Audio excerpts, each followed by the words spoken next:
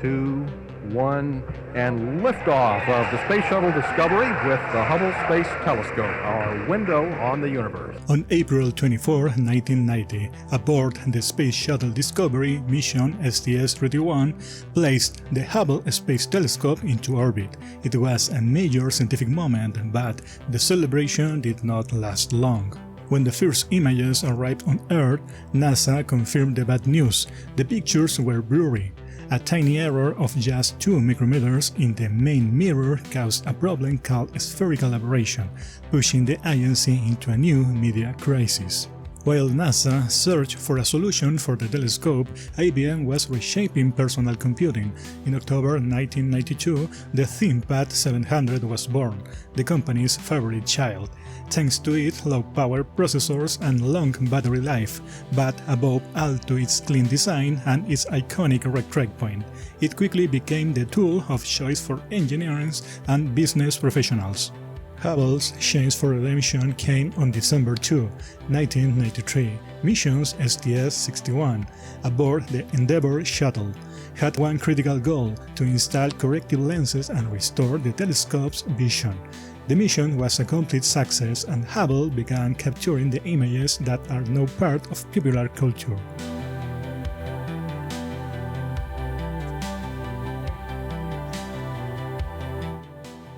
Behind the scenes, IBM had made a key strategic decision to turn the ThinkPad brand into a global standard of quality.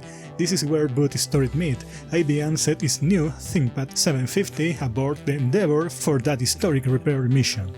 Working under the extreme condition of space, the ThinkPad 750 stopped being just a computer and became an essential engineering tool. From that moment on, you did not simply need a laptop, you need a ThinkPad. This idea was captured forever in an iconic image: astronaut Kenneth Bowersox using this legendary machine for the first time in zero gravity.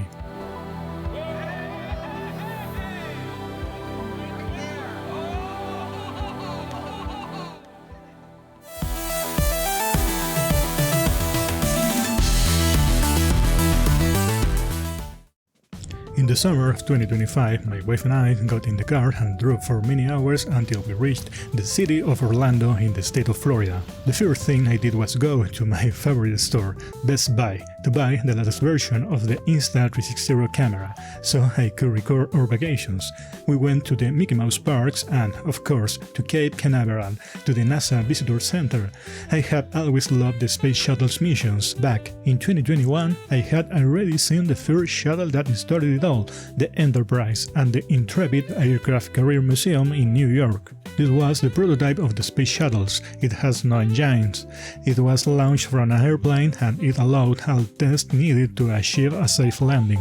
Going back to Cape Canaveral, we explored the whole experience. We started with an exhibition of different rockets, like the Saturn V, some relics from the Apollo missions, the Atlantis shuttle, a Hubble replica, and solemn hall called Forever Remembered, dedicated to the astronaut who lost their lives in the Challenger and Columbia accidents. The entire place is impressive and highly recommended. Before leaving the city of Orlando, I wanted to check if there was anything interesting in the well-known second-hand stores, Goodwill. I went straight to the section with PCs, calculators, software and games. At first glance, it was a bit messy. I found a few things that were valuable to me, until, when I was about to pay, I saw in the display case an old ThinkPad. The seller told me it did not turn on, it had a charger, and it was $20. I said I'll take it. I took everything out of the bag, and I could not believe it. It was a ThinkPad 750 series, and here it is.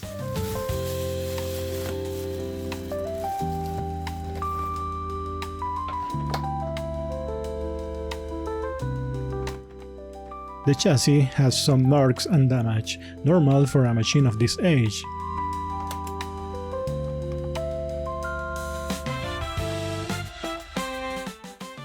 On the front, we have the high-density floppy drive, compatible with 2.88 MB disk, which were exclusive to IBM. There is also this section that was probably used to show processor and memory information. I will need to look for photos to know what was original there. it is easy to see that both rubber feet are missing. It also says, assembled in Mexico. On the back, there is a sliding cover with the expansion port, used to connect a docking station. If I open the full cover, I can see the VGA port, the parallel port and the serial port, and next to them, the power connector. On the right side, we have the latch that locks the cover, a security loop to prevent the hard drive from being removed, the PCMCIA slots and a PS2 mouse connector. On the left side, we have the cover latch, the power switch and two audio jacks. The ThinkPad 750 has a design that is impressive even today. It was the first laptop with a flip-up keyboard, allowing the user to easily replace the batteries, the floppy drive or the hard drive without tools. This design was so practical that IBM kept it until the ThinkPad 770 in 1998. The ThinkPad 600 was the first standard-sized model to drop this feature. I will remove the battery to avoid a short circuit and check that it has not leaked any liquid that could cause corrosion of the board. The battery is clean, that is a very good sign. The machine powers on and there are lights, and I hear beeps, but there is no image. If I change brightness and contrast, nothing happens. I connected an external monitor. Let's see what happens. Great, the machine powers on and shows an image. Let's fix the BIOS date error.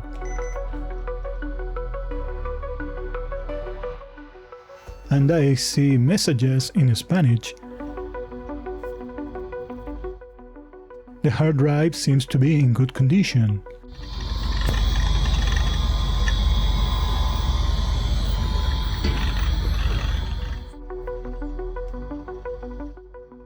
And the system boots correctly.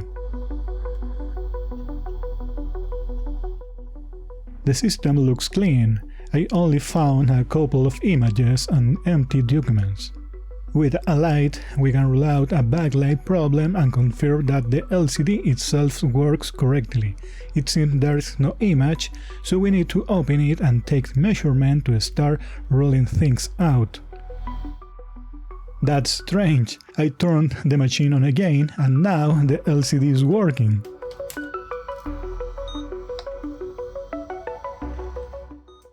If you plan to repair one of these machines, you probably do not need to remove every screw.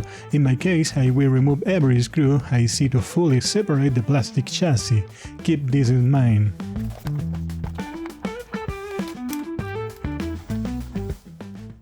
To remove the floppy drive and the hard drive, you do not need to remove any screws, you just pull firmly.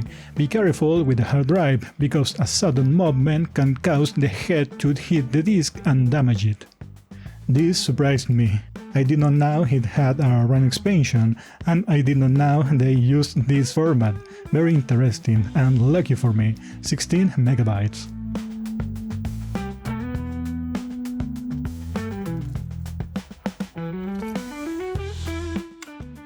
Here are the RTC and standby batteries. Why didn't IBM keep this easy replacement design until the end?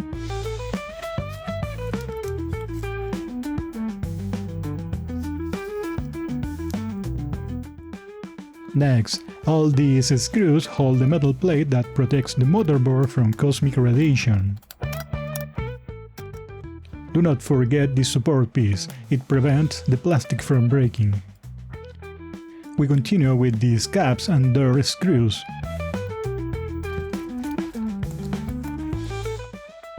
With a bit of leverage, the part comes out. Be careful when pulling the keyboard because the flex cable can tear. Now, we disconnect all the flex cables.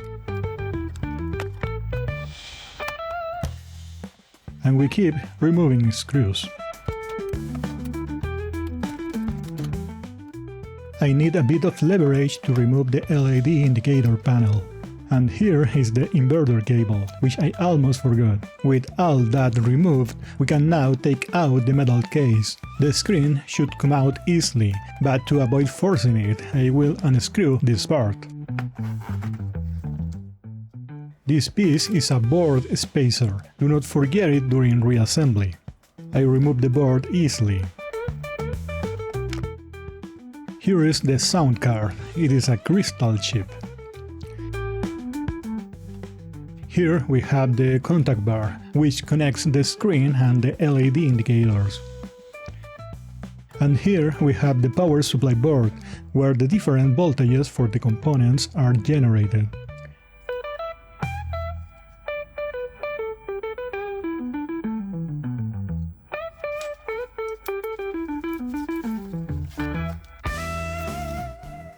To remove this board, we need to remove all these mounting nuts.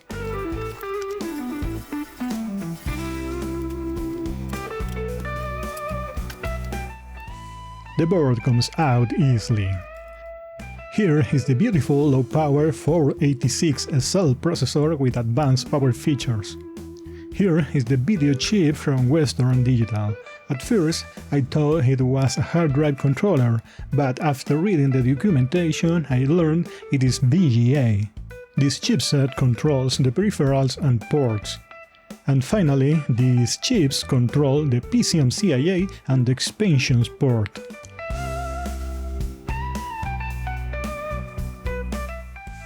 After a visual inspection, I found biological remains in this area. It looks like some insect completed its metamorphosis here. I cannot identify what kind of insect it was. I will start by cleaning this area to see if this is the cause of the problem.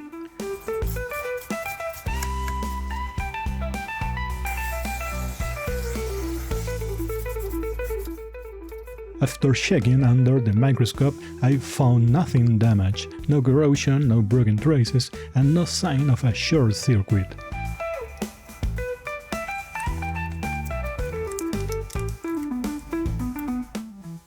I have spent a couple of days trying to find the problem, but there is an intermittent fault. Sometimes the machine starts and works fine, other times it's power on, beeps, but shows no image. Sometimes it does not start at all.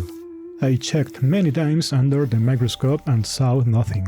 I took voltage measurements and everything looks correct, so I think the problem might be in the edge connectors, especially the one that connects the power supply or the flex cables.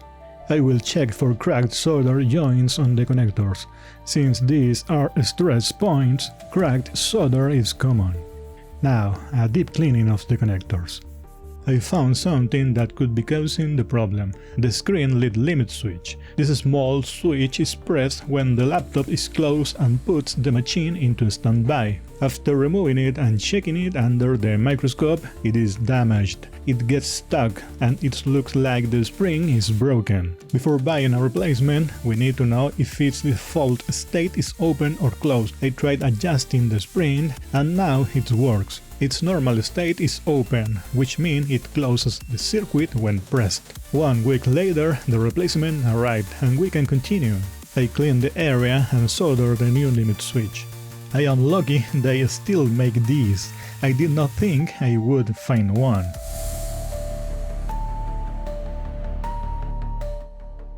The machine is still the same. The random problem continues. Sometimes it turns on, sometimes it does not, and sometimes it shuts down during startup.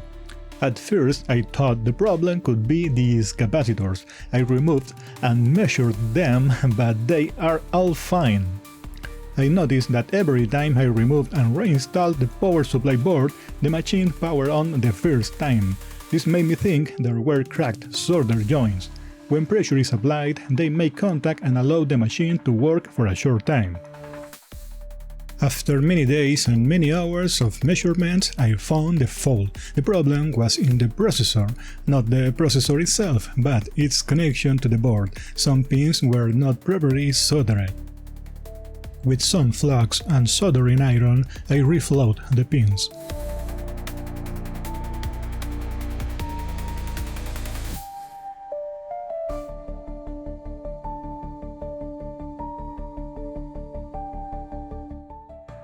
After soldering and cleaning, I checked again to make sure all pins were solid. If I found a loose one, I soldered it again.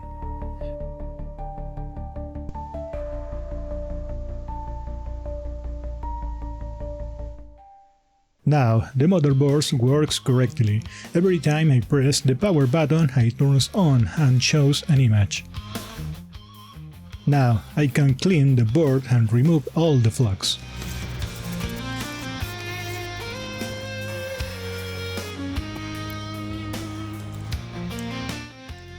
We now have another problem. Even though the board always works and always shows image on an external monitor, the built-in LCD does not always turn on. Sometimes there is no backlight and sometimes it turns off. Based on my previous experience, I am 100% sure this is a problem with the capacitors on the panel and the inverter circuit. Let's take it apart. This should be easy. We removed the 6 caps and their screws. Using a fingernail, we gently pry to release the front plastic frame.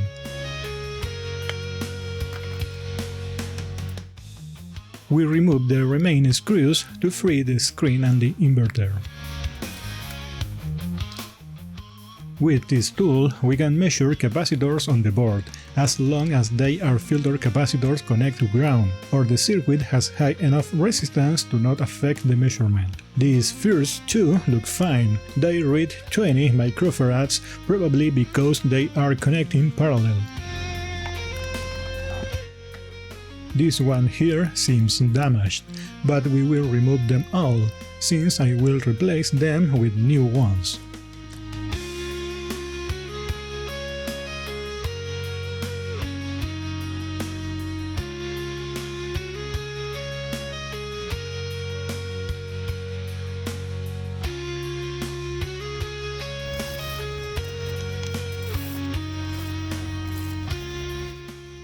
Now that they are replaced, I will check if any were actually faulty.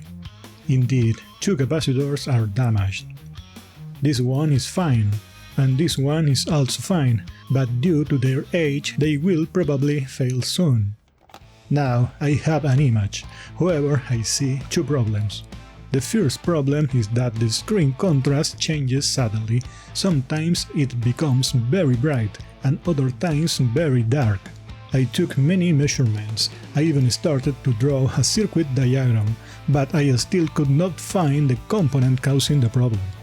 What I did know was that the fault was in inverter. The circuit increases and decreases the negative voltage that drives the LCD panel. This voltage should be between 20 and 25 volts. I measured the potentiometer many times and I could not see any problem, but I decided to remove it from the board, because I thought that when it gets warm it might fail. And here is the culprit. When the potentiometer was cold, it worked correctly, but after a few minutes the heat caused some expansion in the materials, changing the resistance. Under the microscope we can see the problem. With time and use, the potentiometer damaged the contact area between the graphite track and the metal pin. This creates an incorrect resistance that changes over time. To repair it, I will use high-quality conductive paint.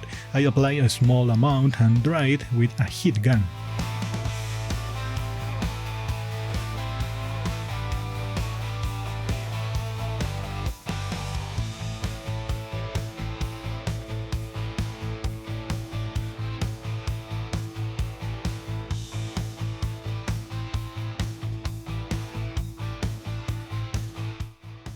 Now it works correctly. Of the 2 graphite tracks, only one is resistive, the one with 2 pins. The track with only 1 pin is just a conductor, so it should have a resistance close to 0.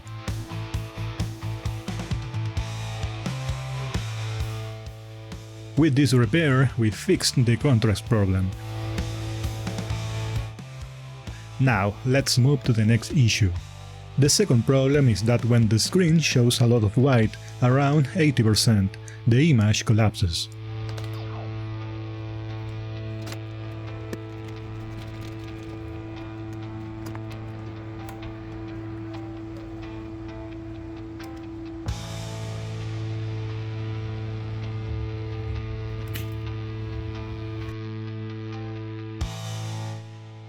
The first thing I tried was replacing all the capacitors to see if that would fix it, but even after installing new capacitors the problem persisted. Just like before, I tried to draw a circuit diagram to understand where I should take measurements. I analyzed the circuit, and this DSTM passive matrix display actually used a very simple system.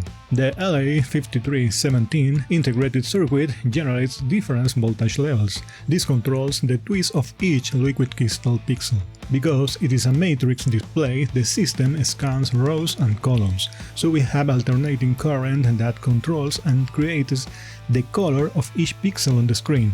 And this is where a cheap capacitor can cause problems. The capacitors must deliver energy fast enough for the circuit. All electronic components have something called equivalent series resistance. Unfortunately, the cheap capacitors I installed have a very high ESR.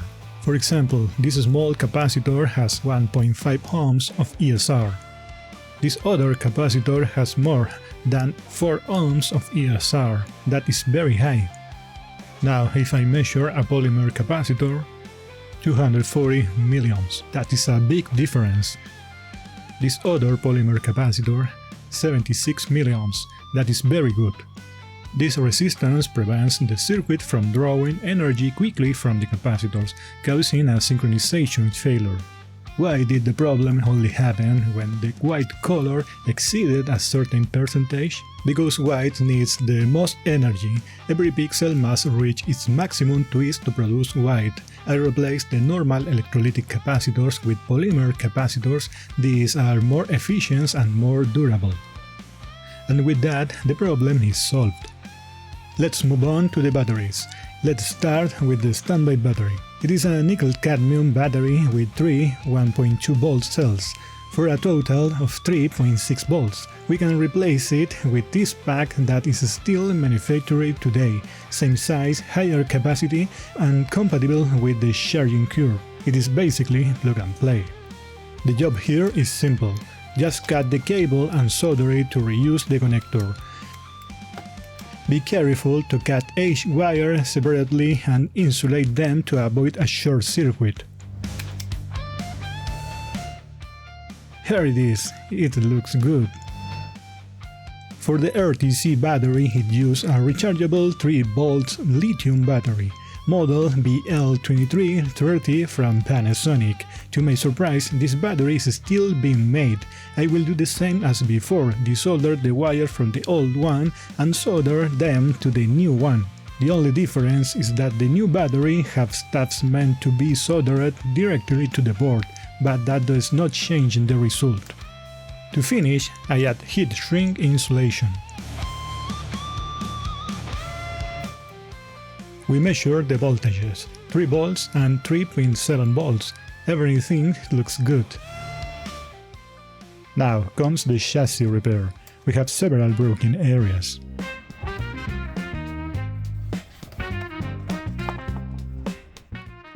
First, we clean with alcohol to remove dirt and grease, so the adhesive bonds correctly.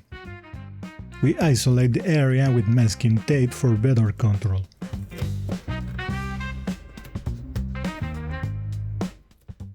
To restore the plastic, we use the old and well-known technique, baking soda and superglue.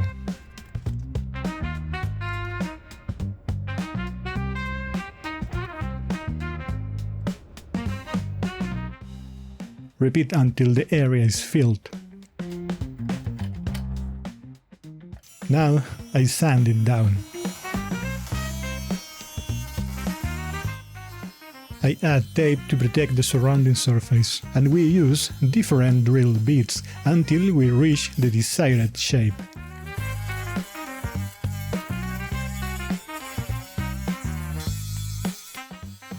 Now I sand more so the keyboard fits correctly. Done, it looks pretty good. I also filled these broken areas that holds the hinge caps. Then I polish with a finer bit. For this, I use a small hand rotary tool at low speed and low force. Now this broken area of the lid. Same process as before. Next is a chassis improvement. Over time, plastic becomes fragile, hinges get stiff, and the result is cracked lids. After many years working on these machines, I think it is a good idea to make sure stress is not released on the weakest part, so I will reinforce the lid to distribute the force and prevent future cracks. For this, I will use carbon fiber and fast-drying epoxy glue. It is easy to apply, just add a layer to the base, then place the fiber and add more glue and spread it.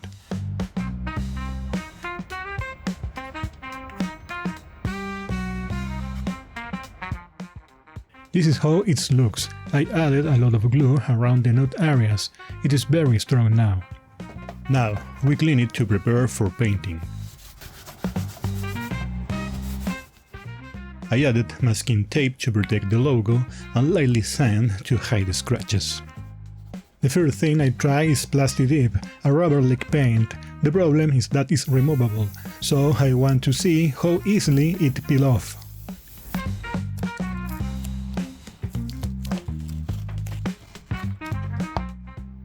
I think the finish looks good, but it comes off very easily, so I am not convinced. Now I will try this paint that, according to my search, is a rubber very similar to the original.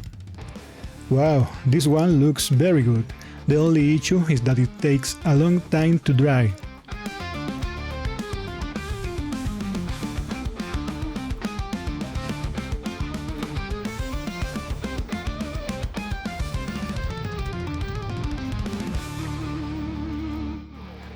Two months have passed and it's still sticky, so I decide to remove it completely and try another solution.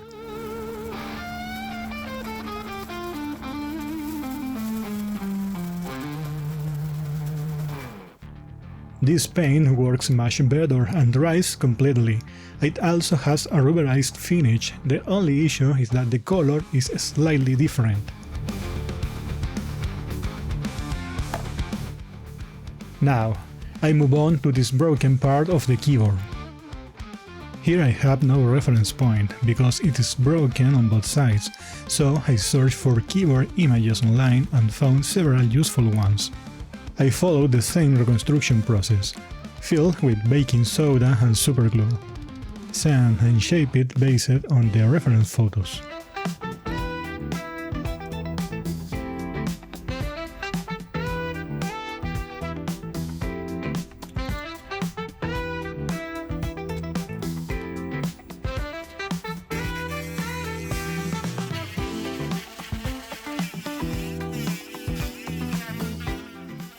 First step looks good, it fits correctly with the base. For contact with the lid, it still needs more sanding. I will add more material so I can sand from the other side.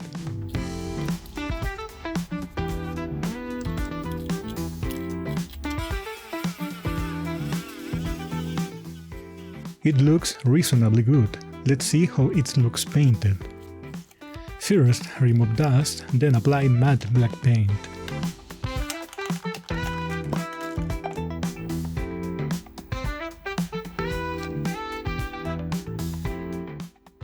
I think it is close to the original, and at least it is functional. It fits well. Now, let's continue with reassembly.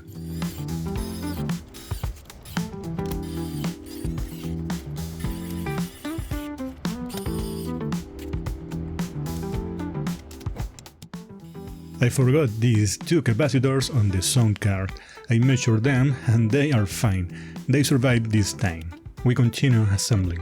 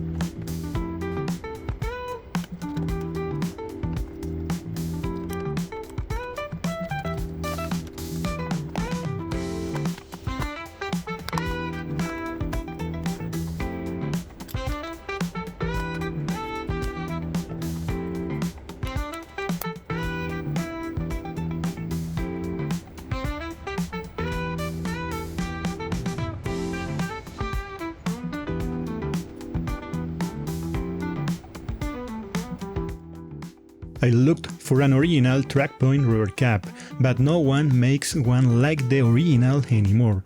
For now, I use one that is still sold online and trim the edge with scissors. Honestly, it feels pretty good. I think this is a good and affordable solution if you cannot find an original one.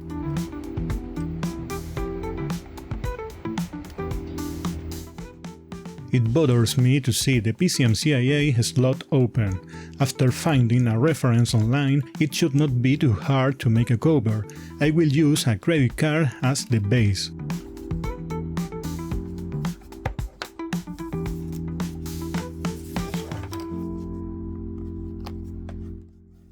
I reinforced it, and now it fits firmly into the chassis. And this is the result. I like it. It was a quick and functional solution. Now, no insect will get inside.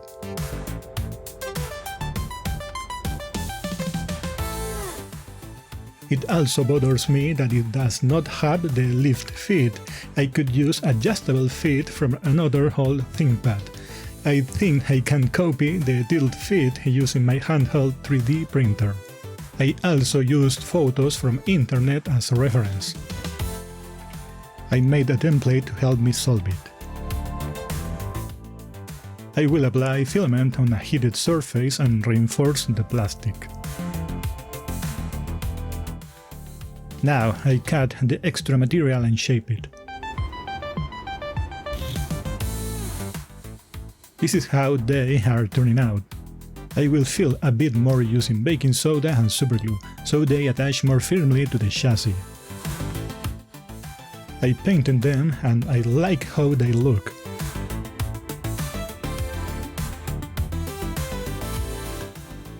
I install them and test how they work. I clean this area that got dirty during testing.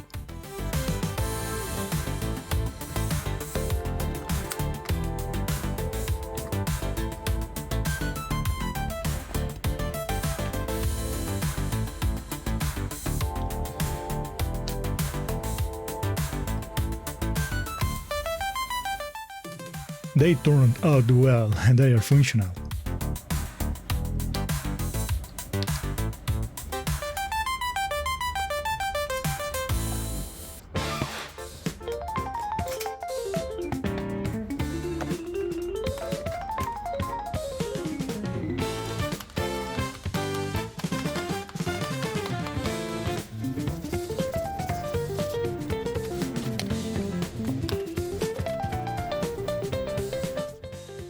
And now the final step, restoring the Intel Inside sticker. I will also add these two stickers, one from NASA and one from mission STS-61. And finally the information label.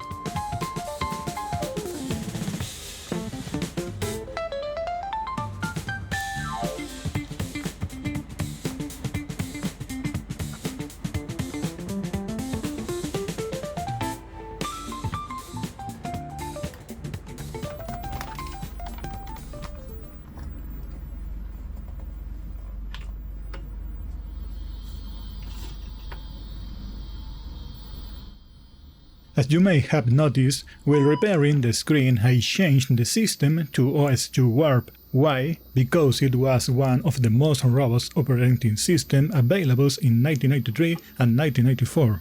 Considering that this machine would be used in space, it should have the best.